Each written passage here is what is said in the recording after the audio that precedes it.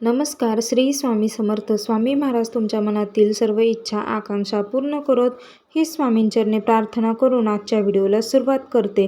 पण त्याआधी तुम्ही जर माझ्या चॅनेलवर नवीन असाल तर प्लीज सीमाज कॉर्नर या माझ्या चॅनेलला नक्की सबस्क्राईब करा आणि त्याचबरोबर कमेंटमध्ये श्री स्वामी समर्थ लिहायला अजिबातसुद्धा विसरू नका.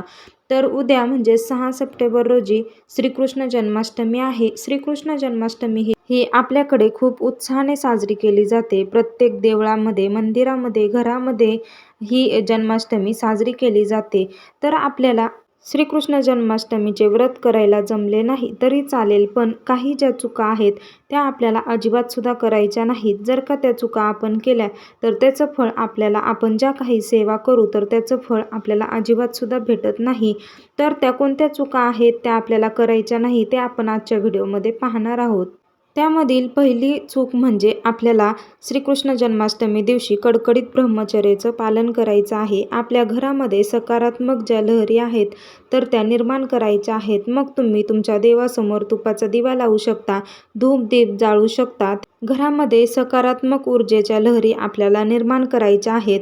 त्यामुळे घरातील वातावरण देखील प्रसन्न राहील. त्यानंतर पुढची चूक म्हणजे आपल्याला या दिवशी अजिबातसुद्धा कांदा आणि लसणाचं सेवन करायचं नाही. पूर्ण जो स्वयंपाक आहे तर तो कांदा लसूण विरहित करायचा आहे. संपूर्ण आहार जो आहे तर तो सात्विक बनवायचा आहे. कांदा लसणाचा वापर करायचा नाही.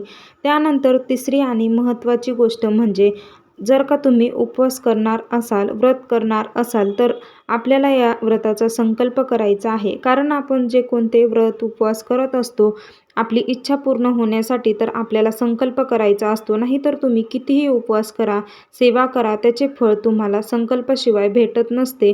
तर त्यासाठी आपल्याला संकल्प करायचा आहे आणि त्यानंतरच उपवास धरायचा आहे. तर आता संकल्प कसा करायचा आहे? आपल्या उजव्या हातामध्ये थोडंसं पाणी, त्यामध्ये अक्षता, हळदी कुंकू, फूल टाकायचं आहे आणि त्यानंतर आपल्या ज्या काही इच्छा आहेत त्या आपल्याला भगवान कृष्णांसमोर बसून प्रार्थना करायची आहे, बोलून दाखवायच्या आहेत. आपलं नाव, आपलं गोत्राचं नाव घेऊन सर्व इच्छा आपल्याला बोलून दाखवायच्या आहेत आणि नंतर ते हातामधील जे पाणी आहे ते आपल्याला एका ताम्हणात सोडून द्यायचं आहे. तर अशा प्रकारे आपल्याला संकल्प करायचा आहे. संकल्पयुक्त व्रत आपल्याला करायचं आहे. तुम्ही म्हणाल मी खूप उपवास करते, मी खूप देवधर्म करते, पण मला कधीच त्याचं फळ भेटत नाही. तर आपण जे काही व्रत करत असतो तर त्याचा आपल्याला संकल्प करायचा असतो तरच आपल्याला त्याचं फळ भेटत असते. त्यानंतर पुढची चूक म्हणजे आपल्याला या दिवशी अजिबातसुद्धा वांग्याचं सेवन करायचं नाही. वांग्याची भाजी किंवा वांगं तुम्ही जन्माष्टमी दिवशी अजिबातसुद्धा खाऊ नका किंवा त्या लहान मुलांना देखील खायला देऊ नका. त्यानंतर पुढचं म्हणजे आपल्याला या दिवशी श्रीकृष्णांच्या आवडीच्या वस्तू घरी घेऊन यायच्या आहेत. त्या म्हणजे बासरी म्हणा किंवा तुम्ही त्यांचा पाळणा म्हणा. तर अशा प्रकारे आपल्याला त्यांच्या आवडीच्या वस्तू घरी घेऊन यायच्या आहेत. आपल्या घरामध्ये खूप भांडणं होत असतील तर जेव्हा आपण बासरी आणू, त्या बासरी वाजवल्यामुळे खूप सकारात्मक लहरी निर्माण होत असतात आणि त्यामुळे आपले भांडणे बंद होतात. त्यानंतर पुढची चूक म्हणजे आपल्याला या दिवशी कोणत्याही झाडाची पाने अजिबातसुद्धा फळे तोडायची नाहीत. तुम्हाला तुळशीची सेवा करायची आहे. तुळशीला तुम्हाला दिवा लावायचा आहे. कोणत्याही झाडाला आपल्याला इजा पोहोचू द्यायची नाही.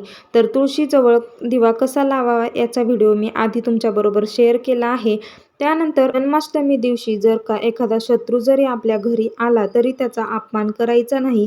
त्याचा आपल्याला व्यवस्थित आदरातिथ्य करायचं आहे. कारण भगवान विष्णू किंवा श्रीकृष्ण त्यांच्या अवतारामध्ये आपल्या घरी येऊ शकतो. त्याला जेवण पाणी द्यायचं आहे. त्यामुळे आपल्याला भगवान कृष्णांचा आशीर्वाद भेटेल आणि ते आपल्यावर प्रसन्न होतील.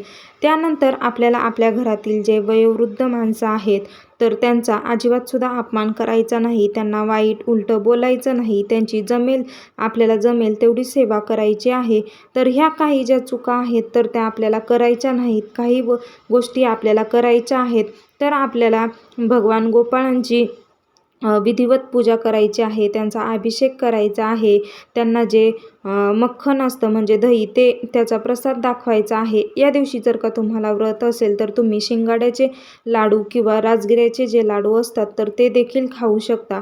तर अशा प्रकारे आपल्याला जरी तुम्ही व्रत नाही केले तरी ह्या चुका करायच्या नाही आणि वांग्याचं सेवन अजिबातसुद्धा आपल्याला करायचं नाही. चुकून देखील करू नका. तर अशा प्रकारे आपल्याला जन्माष्टमी दिवशी ह्या ज्या चुका आहेत तर त्या टाळायच्या आहेत, नाहीतर तुम्हाला त्याचं फळ भेटणार नाही. आपल्याला जन्माष्टमी दिवशी म्हणजे उद्या जेवढ्या सेवा करता येतील तेवढ्या सेवा आपल्याला विष्णूंच्या, बाळकृष्णाच्या करायच्या आहेत. त्यानंतर आपल्याला व्यंकटेश स्तोत्राचं पठण करायचं आहे. विष्णू सहस्रनामावली, विष्णू सहस्रनाम देखील त्याचं पठण करायचं आहे. तुमचे उच्चार स्पष्ट होत नसतील तर तुम्ही मोबाईलला यूट्यूबवर लावून श्रवण देखील करू शकता. तर ह्या ज्या व्यंकटेश स्तोत्र आहे तर ते अत्यंत उच्च कोटीची अशी सेवा आहे. आपल्याला भरपूर सेवा करायच्या आहेत. तर अशा प्रकारे आपल्याला या सेवा करायच्या आहेत, हे उपाय करायचे आहेत. तर कसा वाटला व्हिडिओ कमेंट करून सांगा आणि असेच व्हिडिओ पाहण्यासाठी चॅनेल सबस्क्राईब करा. भेटूया तसाच एक नवीन माहितीपूर्ण व्हिडिओ घेऊन. आजचा व्हिडिओ पाहिल्याबद्दल खूप खूप धन्यवाद. श्री स्वामी समर्थ.